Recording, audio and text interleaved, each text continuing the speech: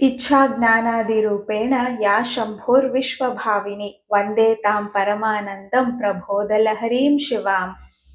ಭಾರತೀಯ ವೀರಶೈವರ ಶಕ್ತಿ ವಿಶಿಷ್ಟಾದ್ವೈತ ಸಿದ್ಧಾಂತದ ಸಾಂಪ್ರದಾಯಿಕ ಆಚರಣೆ ಮತ್ತು ಸಂಸ್ಕೃತಿಗೆ ಮುನ್ನುಡಿಯಂತಿರುವುದು ನವರಾತ್ರಿಯ ಪರ್ವಕಾಲ ಹಾಗೂ ಶುಭಕರ ವಿಜಯದಶಮಿ.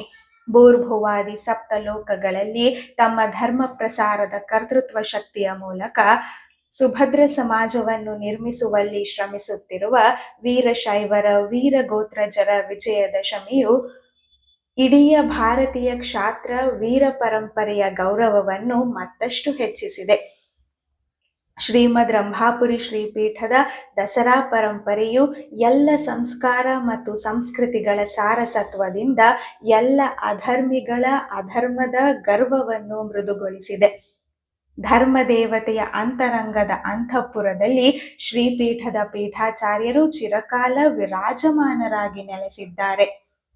ಇಲ್ಲಿಯವರೆಗೆ ಇತಿಹಾಸದ ಪುಟಗಳಲ್ಲಿ ಸುಮಾರು 120 ಪೀಠಾಧ್ಯಕ್ಷರು ಪೀಠಾಚಾರ್ಯರು ಧರ್ಮದ ವಿಜಯಕ್ಕಾಗಿ ತಮ್ಮ ಕರ್ತೃತ್ವ ಶಕ್ತಿಯನ್ನು ಮೀಸಲಿಟ್ಟಿದ್ದಾರೆ.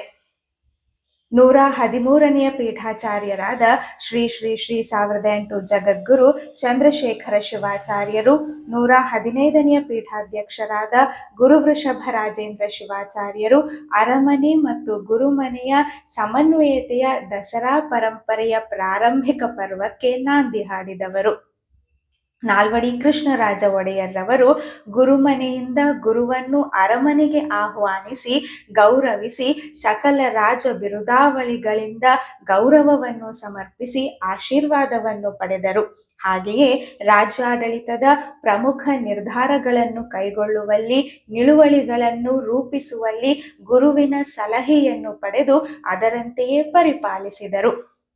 ತದನಂತರ 117ನೇ ಪೀಠಾಧ್ಯಕ್ಷರಾದ ಶ್ರೀ ಶ್ರೀ ಶ್ರೀ 1008 ಜಗದ್ಗುರು ಪಂಚಾಕ್ಷರ ಶಿವಾಚಾರ್ಯರು ಹಾಗೂ 118ನೇ ಪೀಠಾಚಾರ್ಯರಾದ ಅಭಿನವ ರೇಣುಕ ಶಿವರಾಜೇಂದ್ರ ಶಿವಾಚಾರ್ಯರು ಕೂಡ ಈ ದಸರಾ ಪರಂಪರೆಯನ್ನು ಮುಂದುವರಿಸಿಕೊಂಡು ಬಂದು ಅದು ಮತ್ತಷ್ಟು ಅರ್ಥಪೂರ್ಣವಾಗುವಂತೆ ಶ್ರಮಿಸಿದರು. ಹೀಗೆ ಅರಮನೆ ಮತ್ತು ಗುರುಮನೆಯ ಸಮನ್ವಯತೆಯೊಂದಿಗೆ ರಾಜ್ಯಾಡಳಿತದ ರೂಪುರೇಷೆಗಳನ್ನು ಮತ್ತು ಅವುಗಳ ಮಹತ್ವವನ್ನು ತಿಳಿಯಪಡಿಸಿದರು.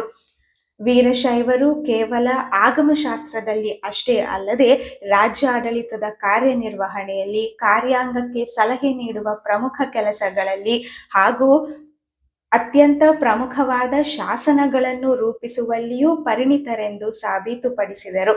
ತನ್ಮೂಲಕ ಭಾರತೀಯ ಸನಾತನ ಹಿಂದೂ ವೀರಶೈವದ ಬಾಹುಗಳನ್ನು ಬಲಪಡಿಸಿದರು.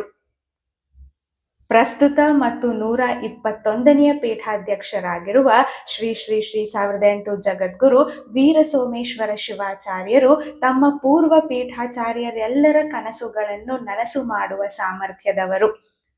ಸನ್ನಿಧಿಯವರ ಪರಂಪರೆಯದು ವೀರಶೈವ ಸಮಾಜಕ್ಕೆ ಅಹೋಭಾಗ್ಯವೆಂದೇ ಹೇಳಬಹುದು.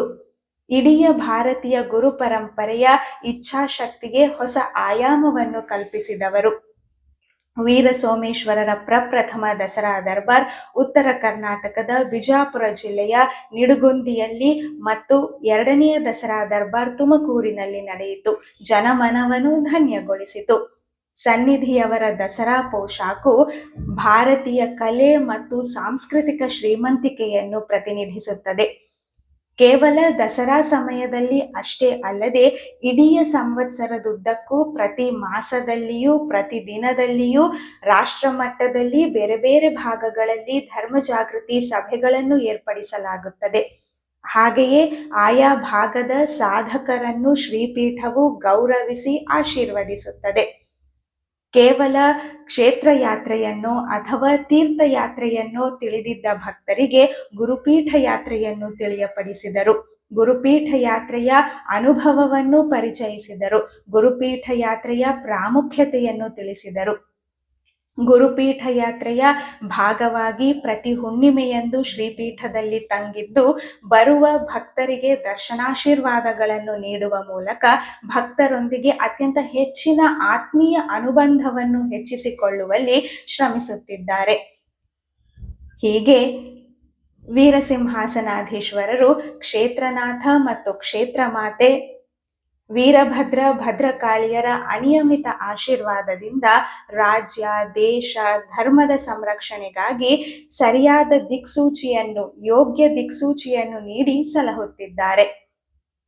ನವಶಕ್ತಿಯ ಆರಾಧನೆಯದು ನವಭಾರತದ ನಿರ್ಮಿತಿಯ ಪ್ರಯತ್ನಗಳು, ನವಭಾರತದ ನಿರ್ಮಿತಿಯ ಕನಸುಗಳು ಚಿರಕಾಲ ಸಾಗಲಿ, ಹಾಗೆಯೇ ಆ ದಿಕ್ಕಿನಲ್ಲಿ ಭಾರತೀಯ ಸ್ತ್ರೀ ಶಕ್ತಿ ಶ್ರಮಿಸಲಿ ಎಂಬುದರ ಸಂಕೇತ. ದುರ್ಗಾದಿ ಸರಸ್ವತಿ ಕಾಳಿ ಮಾತೆಯರಂತೆ ನಮ್ಮ ಮನೆಯ ಮಾತೆಯರು ಕೂಡ ಅಸುರ ಶಕ್ತಿಯನ್ನು ವಿನಾಶಗೊಳಿಸುವ ಹಾಗೂ ಧರ್ಮ ದೇವತೆಯನ್ನು ಸಲಹುವ ವ್ಯಕ್ತಿತ್ವಗಳನ್ನು ಪೋಷಿಸಲಿ ಎಂಬುದೇ ಗುರುಮನೆ ದಸರೆಯ ಏಕೈಕ ಆಶಯ.